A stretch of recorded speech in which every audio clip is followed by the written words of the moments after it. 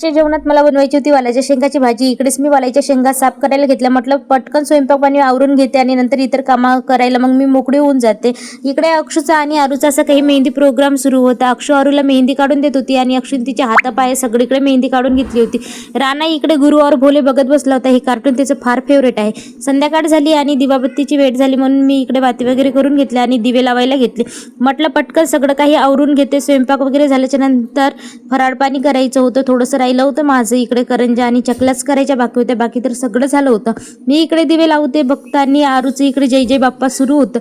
तिला पण देव करतो आणि हात वगैरे जोडती आणि आशीर्वाद पण घेते। स्वतःचेच हात डोक्यावरून फिरून घेते। इकडे मी दिवे वगैरे लावून घेतले आणि बाहेर मी सकाळी मस्त अशी छोटीशी रांगोळी काढली होती। संध्याकाळी काही काढली नाही आणि अक्षूच्या मात्र इकडे सुरसुऱ्या खेळणं सुरू होतं।